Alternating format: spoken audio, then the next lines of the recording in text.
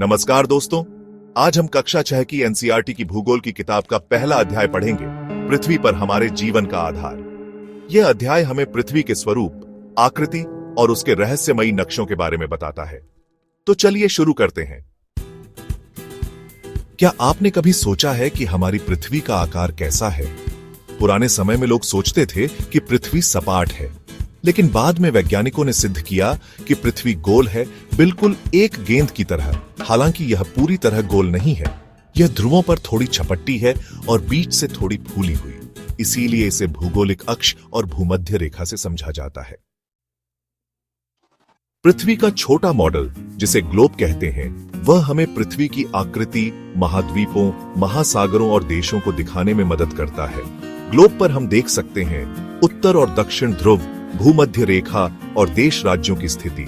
लेकिन ग्लोब की एक सीमा है, हम उसमें पूरी जानकारी नहीं दिखा सकते। इसलिए हमें जरूरत होती है मानचित्रों की। मानचित्र कागज पर बनाया गया पृथ्वी का चित्र होता है। यह दिखाता है पहाड़, नदियां, शहर, सड़कें, देश की सीमाएं आदि। मानचित्रों को पढ़ने के लिए हमें समझना होता है पैमाना, चिन्ह और दिशाएं। मानचित्र में दिशा बहुत महत्वपूर्ण होती है। ऊपर की दिशा हमेशा उत्तर को दर्शाती है। इसके विपरीत दक्षिण, दाईं ओर पूर्व और बाईं ओर पश्चिम। इसके अलावा मानचित्रों में छोटे छोटे चिन्ह होते हैं, जैसे रेलवे लाइन, सड़क, नदी आदि को दर्शाने वाले विशेष प्रतीक।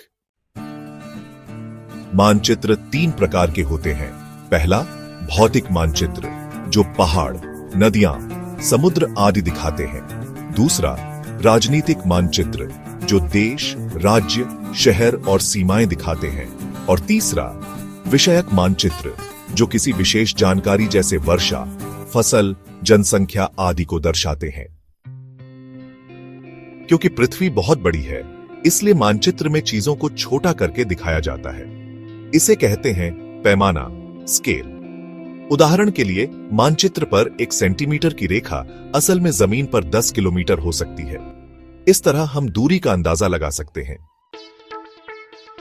तो दोस्तों, इस अध्याय से हमने क्या सीखा? पृथ्वी की आकृति कैसी है? ग्लोब और मानचित्र में क्या अंतर है?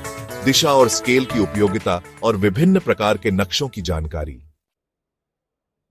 आशा है कि आपको यह अध्याय समझ में आया होगा।